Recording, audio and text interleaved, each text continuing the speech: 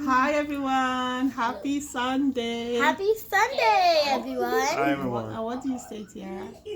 Hi, hello, everyone. Welcome to our YouTube channel. Hey, good job. Hi. Welcome to the I Know Family YouTube channel. My name is Esther. I'm Jimmy. And Tiara.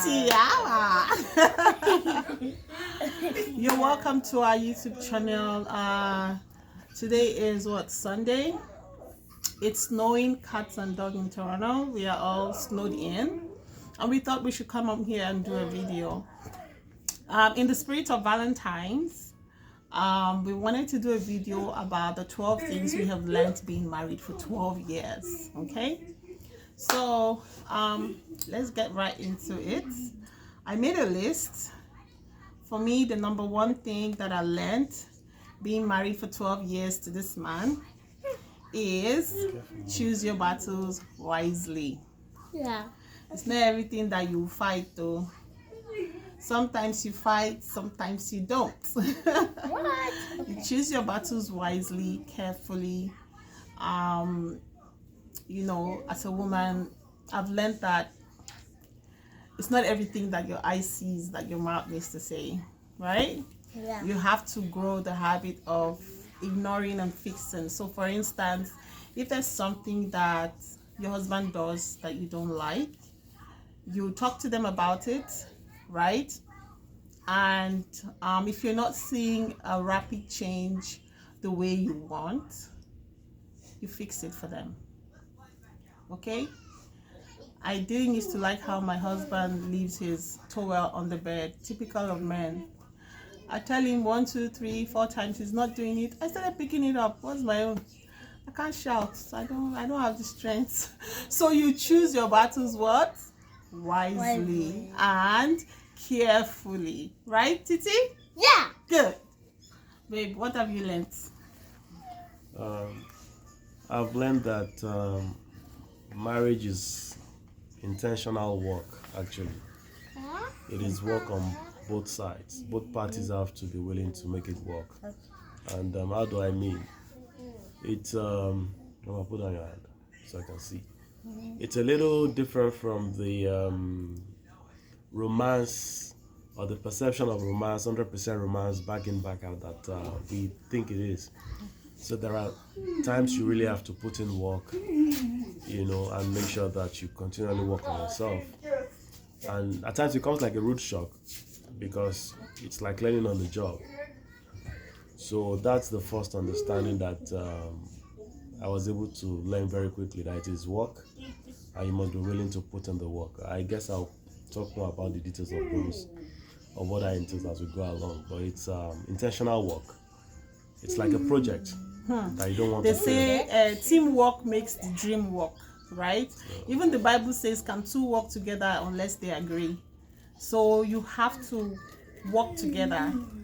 You have to decide together. You have to, at some point, come to a compromise because you might not see things from the same point of view, right? But there's a compromise in every situation. So we meet halfway on how we should get, how decisions should be made or how we should get things done. Absolutely. That's number 2. Number 3 for me, I've also learned that communication is key, is necessary, is important, is like, I think is the foundation for me. Or for the last 12 years, communication is so important. Like, I learned that my husband is not a witch. He cannot read my mind. As well, vice versa. I'm not a witch. You can't read my mind. You have to communicate. You have to say how you feel, what you want, and how you want things to be done, or how you want things to go. You need to communicate that with your spouse. Both of you sit down, have an understanding. Okay, A is A, B is B, and we'll leave it at that. Or B is C, and we'll leave it at that. But make sure that communication is there at every step of the way. I know sometimes communication can be hard, especially when there's a disagreement, right? For us, if we cannot communicate verbally, we send text message, and I like that text message because in that text message I can say everything I want to say.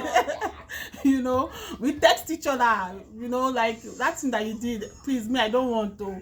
Then he will reply his own, okay, maybe we should do it like this. I say, no, maybe we should do it like this. Okay, fine, okay, we'll do it like this. We have agreed. By the time we come back for work and we meet each other, we have actually sorted out it. So we just have like a round of conversation and we move on. So communication is very important. You need to learn to communicate with your spouse on everything. You know, I remember one time my mom told me that the best person to talk to is your husband, because he's the closest person to you. Like, if anybody wants to kill you first, it will be your husband. You sleep on the same bed, you eat from the same plate, like, so just go and talk to him, let him know, you know, how things are going and how you want things to be, and you guys can always arrive at a compromise. So communication is very important. Babe, what's yours? Another thing that marriage has taught me is that over the past 12 years, there is a need to always involve God, you know, for the sustenance of the marriage. Foundation is Christ. You know, I'm not coming from the point of view of being religious, but I understand that, I mean, we're vulnerable as humans, and there are times in the journey that either one of both parties can get tired. You know, get tired in terms of maybe you're not getting the expectation of what you felt you would get.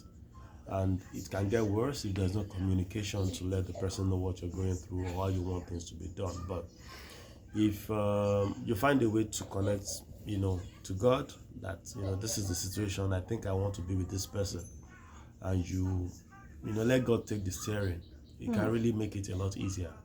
Because believe me, life will happen. I mean, the reality is just that the difference is only that we'll experience life in different forms. Yeah. The severity or the degree of our experience of what life will dish to us will be different, but life will happen on the journey. And if you don't have God, and I mean God from the point of view of being of spirituality, not just like a religious exercise. Yeah. That God, you know, I think I'm at my wit's end, I can't do it anymore. Take the wheel, Jesus, take control. You know, so that's another thing. Let Jesus take control. Yeah. Honestly, I like that, because that's the number one foundation of our relationship, is just leaving it at the feet of Jesus. Like, we have experienced challenges in our marriage that we had to leave to God. Like, he couldn't do anything about it. I couldn't do anything about it. Pastors, friends could not do anything about it. But the only person we relied on sorted it out. Okay, so the foundation of your marriage really should be the bedrock of Christ. Once you guys have that solid foundation, then making decisions and flourishing in your marriage is very, very easy. So number 5 for me will be money is. I've also learned about money. Money is important. Hello. According to research, the number 1 cause of divorce is money, financial stress. Don't let anybody tell you that, oh, money is not important. Money is very, very important in marriage. In marriage, there are bills to be paid, there are investments to be made, there are dreams to be achieved. Yeah. And which money is the sole, you know, foundation to actualizing those dreams. So money is very important. Make sure that your finances are well managed, so that you and your spouse can achieve your family goals. Abi babe, kilo stuff. Yes, there's a need to have a joint vision in terms of financial literacy and where you want your resources to go. And how do I mean? If the couple don't have the same understanding of what they want for themselves. So let's say for instance, the wife has an investment mindset. She wants things to be put in place for the future of the family, the kids and all that. But the man is more concerned about the present time, spending in the present and all of that. So they may run into trouble very quickly, and that ship may go aground in no distant time. So, but there is conversation around money. We're not saying that you should make money your alpha and omega, but understand that even if you're by yourself, you have needs. Not to talk of when you are now like a family, and especially when you have kids. So there is a need for industry. So you don't have to be billionaires, but as long as you put resources together, and that would also bring in things like transparency in how the affairs of the family is conducted when it comes to finances. So, for instance, if you are a man or the woman, I mean, as long as you guys think that you're worthy of each other, I don't understand why there shouldn't be a need to be open about your finances, so you can plan from a transparent point of view, and things will be easier for both of you. So Yeah, that's number 6, right? Are we at number 6 or number 5? Number 5. 5. So number 6 for me would be individual growth, right? Individual growth matters in marriage. Like, I have my dreams and aspiration. I have things I want to achieve. He has things he wants to achieve, his own dreams and aspirations. So allow your spouse to have their own dreams and aspiration. They should want to achieve something. They should want to be something, that does not entail you, right? They should have their own individuality. Like, okay, I was watching a message the other day from pastor, one of the female pastors. I forgot. Ibukun Awokshika. Yeah, I love her messages. And she asked a very serious question that, okay, apart from if you drop your Mrs. title, you drop your marriage title, who are you as a woman? Without you being married, do you have your own identity, your own individuality? So growth matters. Individual growth matters in marriage.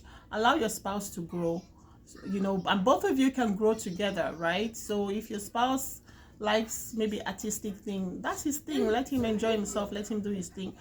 I like to read. I like to sing. That's my thing. Let me enjoy myself. But each individual, it's always advisable to have your own individual growth, so that you're not like bored and always waiting for the other person, right? So that's just what I feel. That's number 6. Number 7. It is sort of close to what you've said, and my own is just about supporting each other.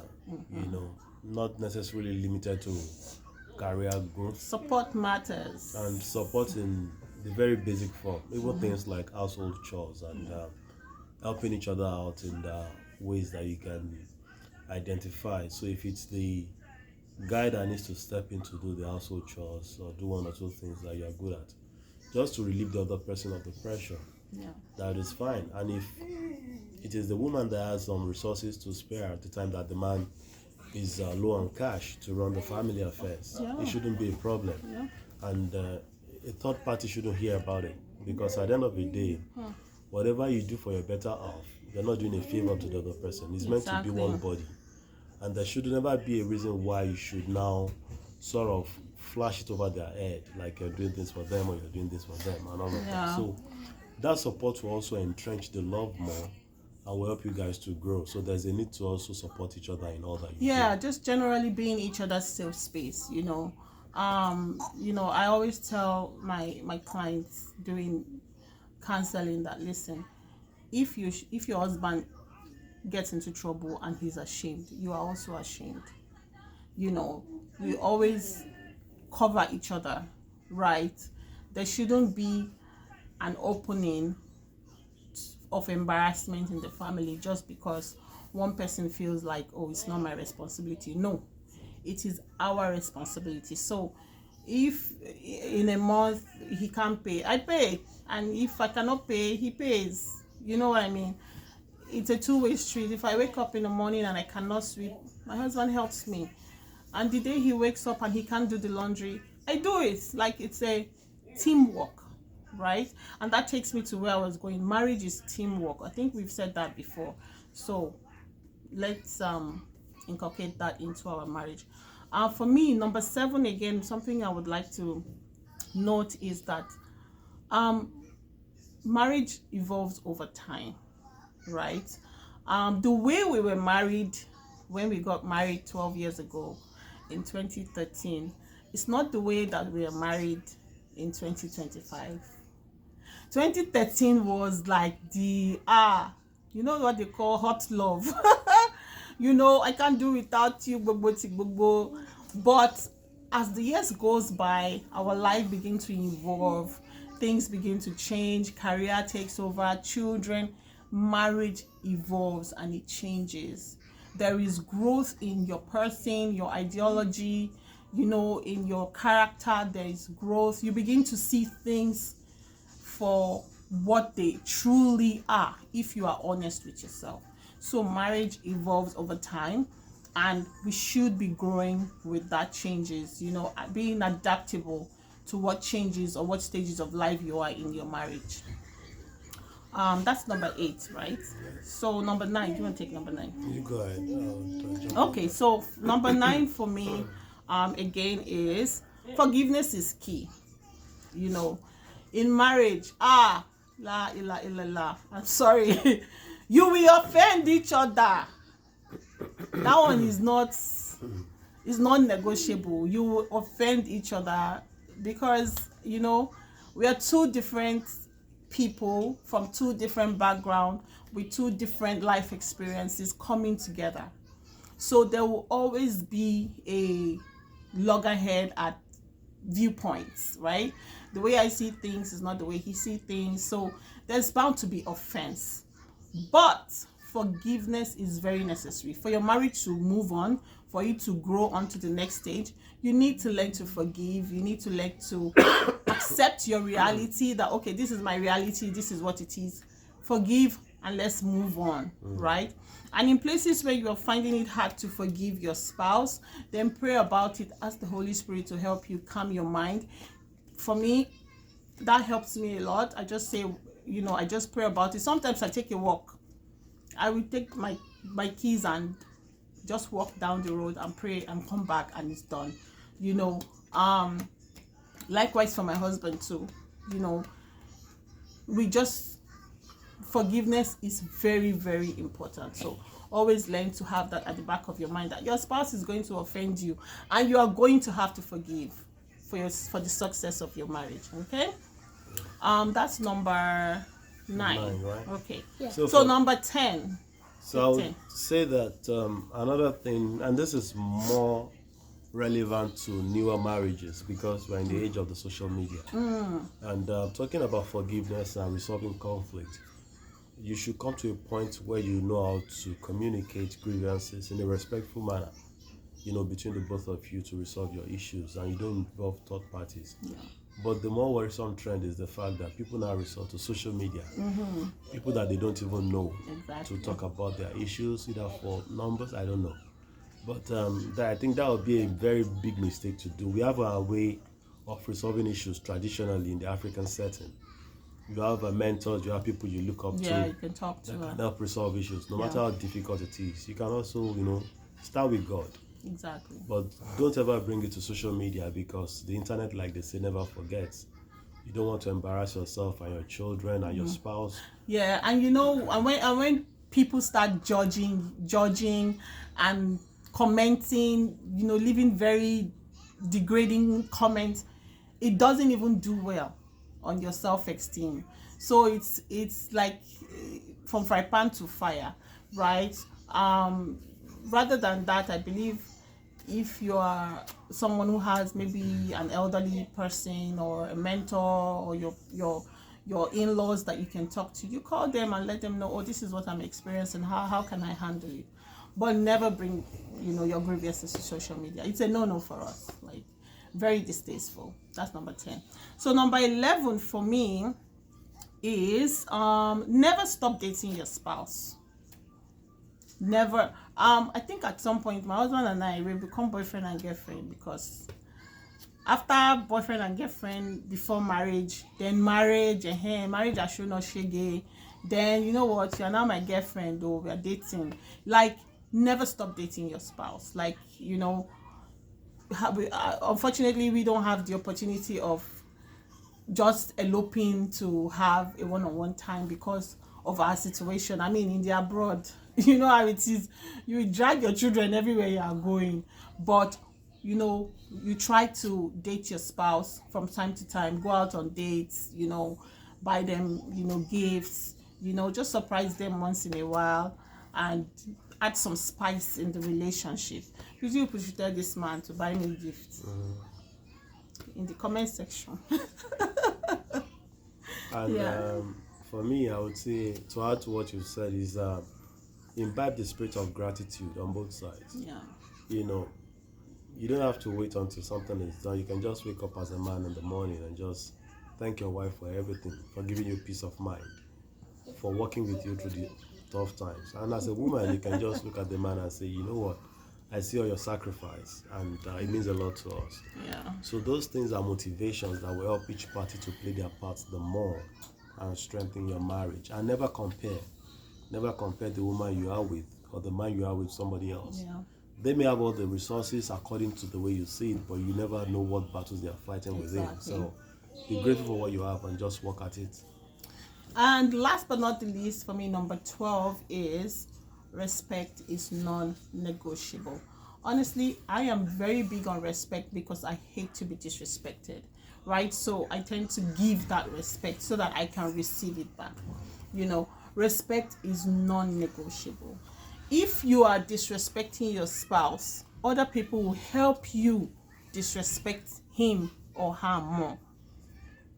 You talk to your spouse embarrassingly outside, you just have bad character. No problem.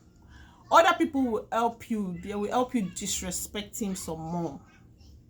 So please, respect is non-negotiable. Show respect to your spouse when you are outside together. Show respect when you're in your private. Show respect. It actually builds character. My husband and I are very big on respect. We are very big on courtesy. And in places where we are getting it wrong, that's where communication comes in. Oh, you did something I didn't like. You said something I didn't like. You acted in a way that was, inappropriate. We trash it there and then. Oh, wow. Because honestly, we are humans. You might not know, right? You might have said something that hurt his feelings and it didn't come from that point of view. But communication comes into place for that to be communicated so that it can be tamed. So respect is non-negotiable. If you want to be respected, make sure that you are giving respect out. Okay? I think we've done 12, right? Yes. So that will bring us to the end of this video. Just in the spirit of Valentine, we wanted to share what is working for us in our marriage. With God on our side, we're thriving.